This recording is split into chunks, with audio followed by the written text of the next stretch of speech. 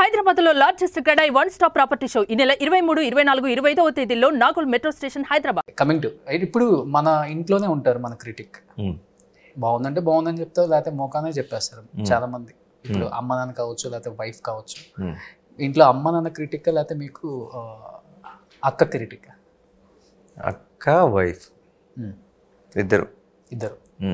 ఇద్దరు టేస్ట్లు not same. So నాకు రెండు సైడ్ల నుంచి ఇంట్రెస్టింగ్ క్రిటిసిజం వస్తుంది. ఓకే, ఎక్కువ ఎవరు మొఖానే చెప్పేసేవాళ్ళు?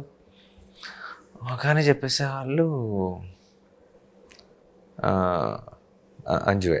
అక్క చెప్పక్కర్లా, తెలిసిపోతుంది. అంజు చెప్పేస్తుంది. ఓకే, అమ్మ నాన్న? అమ్మ నాన్న కొంచెం సటిల్ చాలా. అంటే బాగుందిరా, చాలా బాగుంది అంటారు. ఏ సినిమా అయినా, చాలా బాగున్న సినిమా అయినా, అంత పర్లేదు అనుకున్న సినిమా అయినా సరే, రెండిటికి అదే ఉంటుంది. బట్ సిస్టర్ మంచి సినిమాలు ఎవరు కదా. లాస్ట్ టైం మీ మూవీ ప్రమోషన్స్ అప్పుడు నజ్రియా గారు మీరు ఒక స్టెప్ వేస్తే ఇప్పటికే వైరల్ అవుతుంది. మీ సినిమా ప్రమోషన్స్ అంటే రీల్స్ లో వచ్చేస్తుంది ఫస్ట్ అది. అవును, అది అంజు ఇంకా నజ్రియా నేను సరదాగా అంటే సుందరానికి ఇప్పుడు చేసాం. అంటే సుందరాన్ని అప్పుడు చేసాం, ఇప్పటికి ఫుల్ వైరల్. అవును అవును, అది సాంగ్ పెద్ద హిట్ గా. అవును, సూపర్ డూపర్ హిట్. సో అది that was the promotional song అనుకుంటా మేము చేసింది. కరెక్ట్. ఎక్కువ అంజు అక్క ఎలాంటి అడ్వైజెస్ ఇస్తారు? అడ్వైజులు ఇవ్వదు. అడ్వైజులు అసలు ఇవ్వదు, కానీ చూసిన వెంటనే చెప్పేస్తుంది నాకు it works, it doesn't work, నాకు ఇలా అనిపించింది, నాకు అది ఇదని చెప్పేస్తుంది. పెద్ద ఆలోచించదు. అంటే is it okay to tell అని అంత ఆ కంఫర్ట్ ఉంది. తను చెప్పేస్తుంది ఏదైనా సరే. నేను కూడా అడుగుతాను అప్పుడు, కరెక్ట్గా చెప్పండి, కొంచెం ఏమైనా కవర్ చేయడానికి ట్రై చేస్తుంటే నేనేం చెప్పంటాను, సార్ షీల్స్ నాకు ఇది నచ్చలేదు సినిమాలో, అది ఇది అని చెప్పేస్తాను. ఏ హీరోతో కెమిస్ట్రీ అంటే చాలా బాగుంటుంది మీకు అని చెప్పింది అంజు అక్క? అందరు తన ఫ్రెండ్స్ అండి, నాతో యాక్ట్ చేసిన వాళ్ళందరూ. సో ఇప్పుడు నేను తన ఏ పేరు చెప్పిందని మేము గుర్తులేదు, కానీ నేను ఏ పేరు చెప్పినా సరే తనకి తన ఫ్రెండ్స్తో ప్రాబ్లం వస్తుంది.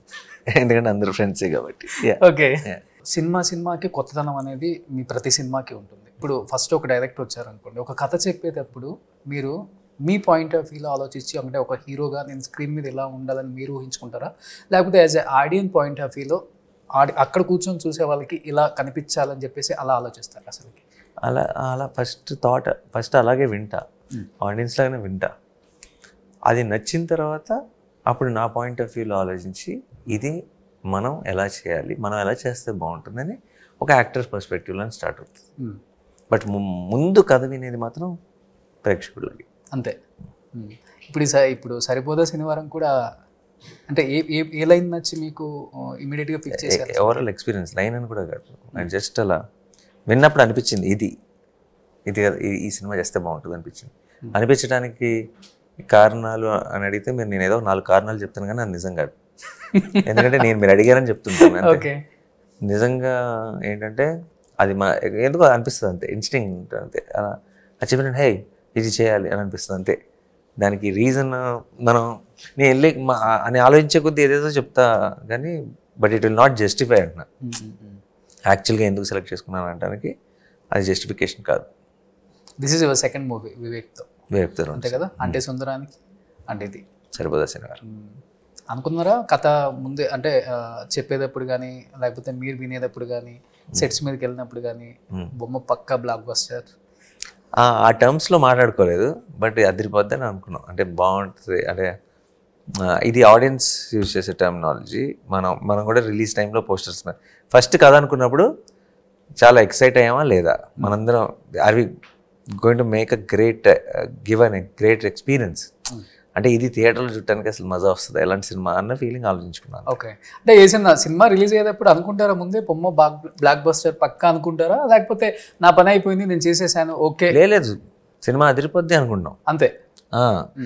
బ్లాక్ బస్టర్ అనే టర్మ్స్ మా పోస్టర్ల కోసం వాడతాం, కానీ ఆ చివరికి వచ్చినప్పుడు రిలీజ్ టైంలో బట్ సినిమా బాగొచ్చింది, చాలా అదిరిపోద్ది రిలీజ్ టైంలో అని అనుకుంటాం అంతే. ఓకే, అంటే సక్సెస్ని ఫెయిల్యూర్ని ఎలా చూస్తారు నాని గారు మీరు అసలుకి?